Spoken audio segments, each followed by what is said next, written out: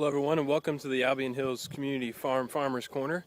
I'm out here in our vegetable garden, and this week I'd like to talk about a cover crop or a green manure that we use here at the farm.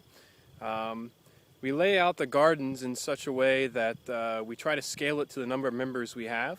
And this year we have about 10 beds of 50 by 100 feet, so about 5,000 square foot each. And those beds are currently in production, as you can see here behind me. That's kind of where you've been getting your vegetables all year.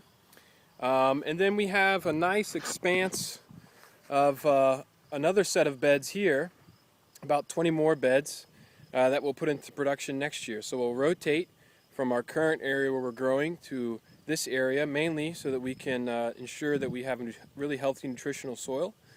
So we'll start fresh in this area next year, and then we'll rotate back to where we were this year, 2 years from now. So in the meantime, what we have is you'll commonly hear something called a cover crop or a green manure. And this year we've grown buckwheat. So as you can see down the alleyway here, on either side we have a couple fields of buckwheat. And buckwheat's a really good cover crop for our farm, mainly for three reasons. The first reason being that it's a really fast, aggressive plant. So it grows really quickly and it grows really nice and tall. As you can see here, they're probably a good 2 to 3 feet up off the ground. Got a nice flower to it. So buckwheat, the reason it's so good is it grows quickly. So what it does is essentially outgrows the weeds. So it gets ahead of them, gets high, chokes them out, shades them out. So next year when we want to plant here our vegetable garden, we'll have a very low seed stock of weed. So that's really good for us because all organic farmers, their big concern is weeds. That's the first thing it does. The second thing it does is that it also replenishes nutrients into the soil.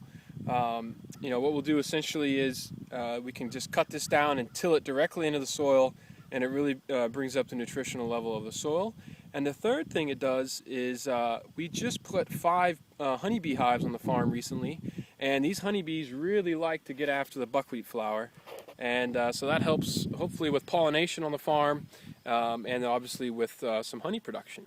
So that's it for this week. Just wanted to talk a bit about cover crop, in particular our buckwheat crop here at Albion Hills Community Farm. Everybody have a good week, and we'll see you next week. Cheers, folks.